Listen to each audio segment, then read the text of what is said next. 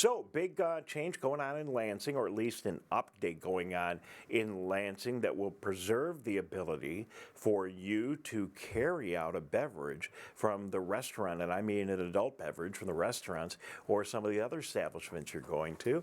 Joining us now with an update on what's going on in Lansing on this issue from the Michigan Licensed Beverage Association, the Executive Director, Scott Ellis. Scott, good morning. Thank you very much for joining me today. How you doing?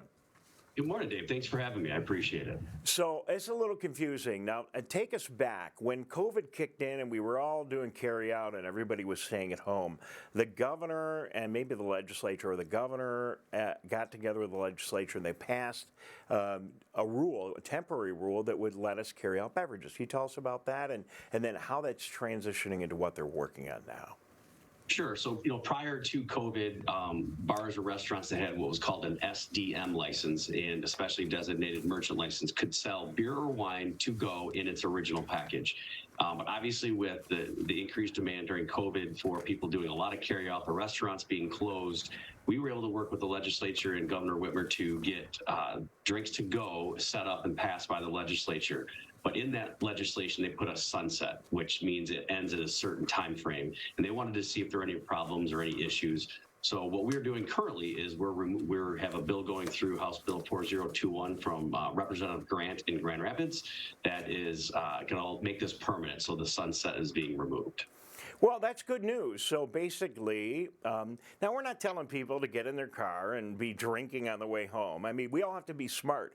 But Scott, if this is still available and we're going to renew it, on some level, that means the Michiganders have done a pretty good job managing this new privilege, and it hasn't been causing problems. Otherwise, we wouldn't be where we are right now. And Dave, you're right. That's exactly what it is. They wanted to make sure there were not any increased problems of open alcohol in vehicles and things like that. And there's been zero cases of any issues from this. And if you think about it, it's really no different than going to a store and buying something that's sealed and getting into your car. And so with this, what it is I can use an example of Ellis in East Lansing created this margarita. They're known for their margaritas and their food, and it's in a nice bottle. It looks almost like a bottle that you'd buy, at the store, and it's a pre-made margarita. Yeah, they make up, they seal it, and you can order it with your nachos and whatever. You can pick it up or have it delivered. So that was my next question. This works for like the Uber Eats and the other delivery services of the world as well. Because, listen, COVID changed some things, and you can argue whether it's good or bad. I guess it depends on, where you sit. But a lot of people are taking advantage of this new home delivery, and it's nice now. You can get something more than a pizza at your house if you get hungry. And it's funny you say that. That's exactly it. Pizza was always, hey, easy delivery, easy to get, and now people can order from their nicest restaurant. We had some people in town yesterday, and a couple of them did some Uber Eats. They didn't get any cocktails, but so it is a convenience thing. I think people have learned to use it more, and they want that pre-made drink. Maybe they have a nice drink at that location. So your craft cocktails and things like that you maybe can't do as well at home. Maybe you're not quite as talented as the bartender, and so you can order that. And like I said, it says it has to come sealed, so it has to be in a sealed container with no straw hole or perforation. So obviously, if the patron takes it out, they need to leave it sealed until they get home. But it is able to be done, and it really has helped with carry out and also, like I said, craft cocktails and different things like that. All right, then that is, you're the Michigan Licensed Beverage Association, so I don't think beer falls into your jurisdiction, or does it? Well, no, actually, we represent anybody with a liquor license. Okay. We're the only trade organization, and we've been around since 1939, that to be a full member, you have to have a license to sell any kind of alcohol. So we represent what we call on-premise, off-premise, hotels, golf courses. And so this plays into that. Anywhere where we say that's an on-premise location now can sell these drinks to go. Not your stores. They have to sell the already packaged items. But the on-premise who traditionally couldn't sell a drink or a cocktail pre-made now can do that.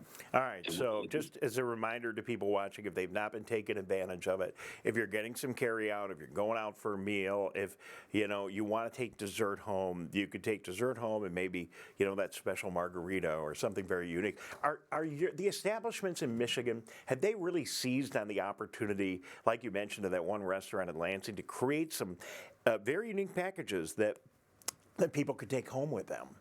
There are quite a few that have created, some are keeping it simple and just have a sealed cup and making it easy. Others are making something special and really taking advantage of the marketing with that. And so, yes, I think you're seeing people, now it's become just an add-on to their current income, right? So they're already getting food carry out. Now they add on maybe an extra $5 to $7 to $8 of a drink, and that all adds up over time. So yeah, I think not every bar does it. It plays into their choice if it's something they want. But at the same time, there are people that are seizing the moment. All right, Scott Ellis is joining us. He's the executive director of the Michigan Licensed Beverage Association, and they work with, represent, help, support all of these establishments. Some of our favorite places to go after work, and all around the state of Michigan. Thank you for being here with us today, and good work on this issue. I think it's going to be great for everybody. Just remind people to be careful. So, how are you guys doing right now? I know there's still a little bit of challenge with getting the employees that we need to keep these establishments, yours and others, running at capacity around the state of Michigan. How's it going, Scott? Well, we had the Licensed Beverage Association had our annual lobby day yesterday, and so we met with several legislators throughout the day. We had about 75 people here, and that's one of the topics that we're still facing is staffing. The other thing is the increase in cost of goods. The increase in cost of goods have continued to rise. Your prices for tomatoes, lettuce, you name it, and so we've had to continually increase our menu prices just literally to stay where we're at. And so the industry's definitely bouncing back. We're looking forward to summer and everybody getting out and about, but it is definitely the inflation, I think, is our number one, and then I think number two would be staffing. We're still struggling to get people back into work. It's a tough industry. You're out, you're servicing people, and it can be tough as a server to sometimes put up with people, and so we're working on it.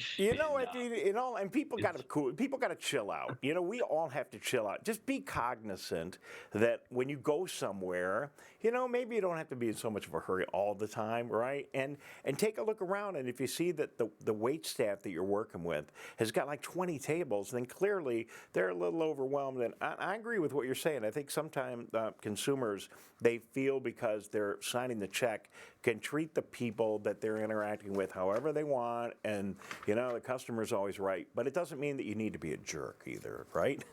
No, and that's we literally had discussions about that yesterday. We think COVID has changed some of the mental health and some the way some people behave or react. But some of the things too that we have to be cognizant of. You'll go into a restaurant and you'll see maybe a bunch of tables that are empty, and they'll tell you have a 20-minute wait, and people don't understand that. It's not that they don't have the seating capacity. They don't have the staff to keep up, and you're going to end up sitting at a table for 20 minutes and being upset that you're not being waited on. So just keep that in mind when you go in somewhere and go, hey, man, there's 5 open tables. Why won't they seat me? It's because they want to make sure you have good service and the food comes out properly and well. That's all timing, and everything works that way. And if they can't keep up, they can't seat you.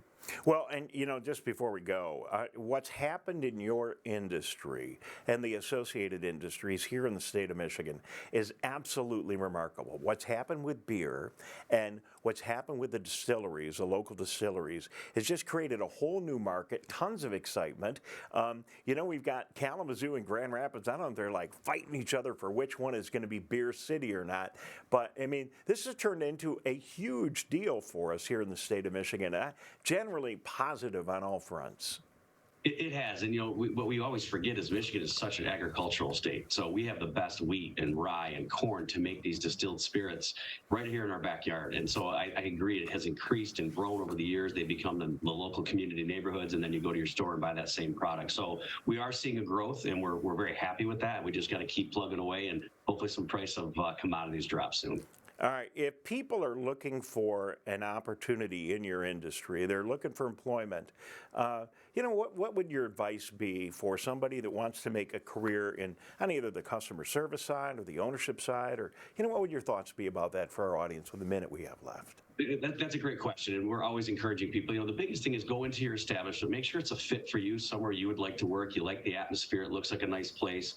Go in and put that application in, and then just be willing to learn and be willing to work. It is a hard industry. It is an industry where you are busy and you are customer service, so you have to be friendly, but you can make a great career out of it. You can make great money. You can meet a lot of people, and you can really, people are happy when they have a nice service and they have nice food. They remember it.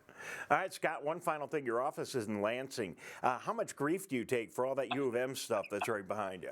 A lot. I have the Capitol right here. When people come in, I take a lot of grief, but I am a diehard fan. All right, yeah, I saw the Harbaugh poster up there. Somebody gave me a hard time because I had a piece of art on one of our state of Michigan promotional flyers, and I only had the maize and blue, and I didn't notice it, and they said, "Are you kidding? Where's the Michigan State logo? Come on, you gotta represent both." So There is some different battling. I love every bit of it. Scott, thank you very much. Thanks for your hard work, and good luck on getting this legislation passed through, and we will keep in touch with you. Thank you for your time. Thank you so much for having me.